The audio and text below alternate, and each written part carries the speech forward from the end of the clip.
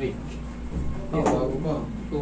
Meron na wala na yung mamaga. Pero kahit piga mo lang ng basahan, Masakit. Grip mo ako. hindi naman. Kabila.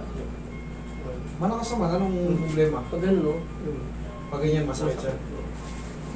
Tapos ito, 8 months ago, aksidente rin. Pag pangangalay siya, pag uupo ako, yung alanganing upo, nangingimay siya. Sige.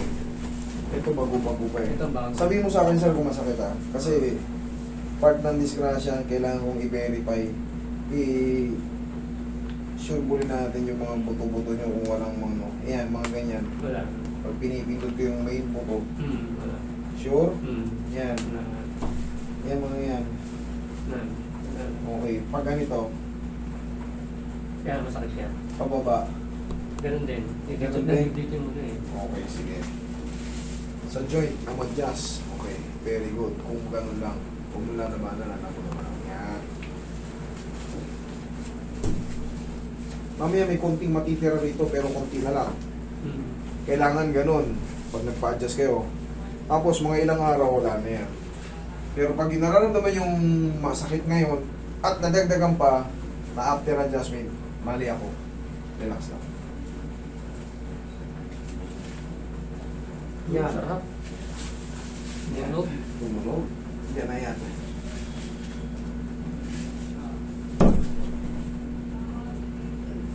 Magic pa ako. Yun. Lusan na rin ako niyan. Nanonood lang ako eh. May mga ganun pa ako. Yung nakagawa na ako ng motor ko. Very good. Hindi ko misama pa yun. Ayan, okay naman. Fresh pa. Ayan. Oh. Oh. Ang laki pa ng pasa mo. Kaya nga sabi ko sa'yo, normal pa yung ano, bago pa kasi. Eh, kita mo, meron ka pa ba ng lamog? Hindi pa ba nakaka-recover? Siyempre, once na nabugbog tayo, eh, may kakaakibat na pain sa mga katawan natin yan. Kasi mas matigas ang bato kumpara sa ating mga katawan. Sa telepono, sa video, o sa TV, Malaking large eh. parang naka-wide. Oo. Parang laki-laki.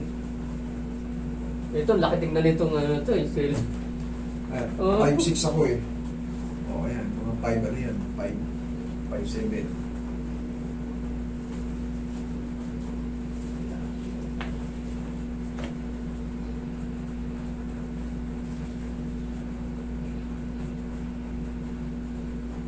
Igawa ko pa naman siya eh.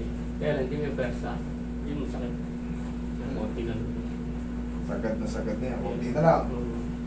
Yan yung sinasabi ko sa'yo. May matitirang konti dyan kasi yung mga naglaguto ka na maliliit doon, yun na yun. Kasi maliliit lang din yung carpal bones. Pahingi nga rin yung ano, yung kamay natin. Yung mga maaaring mag-story sa'yo, pagtukot mo yan, maliliit na yan. Oo. Yan. Mamuntal lang pala, no? Okay, higa ka. Dito naman tayo sa paa. Ito naman 8 months naman. Ito sobrang galing na nito. Kumbaga, Ano yan eh? Yung mga ilang, may pangangali lang. nala eh. Kaya nga ito sobrang galing nakako. Wala na yung mga swelling yan. O may fracture man yan. Basta lumagpas ka ng 6 months. Humihilo yun. Huwag mo lalabanan mo. Lamputan mo lang. Hindi ito masakit. Lamputan mo lang. Magugulat ka lang. Pwede nga tissue. Baka mo lang sayang. Lamputan mo lang. Lamputan mo lang yung dalihin mo. Nalalaman mo. Relax lang sir. Yan. Yeah. Sige ba? Yan. Isa pa. Yan. Lamputan mo. Yan! One more. Huwag mo labanan. Relax lang.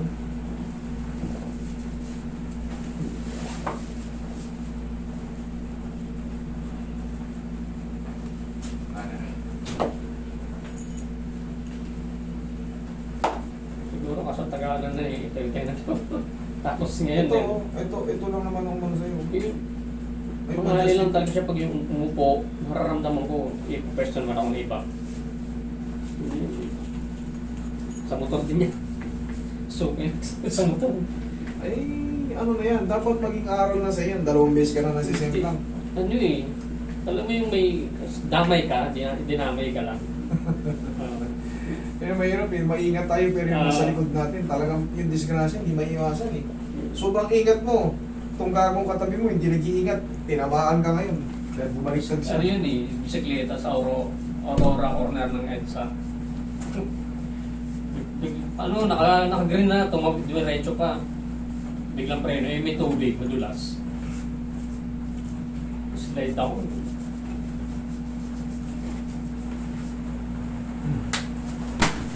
Yun! Stop the yard.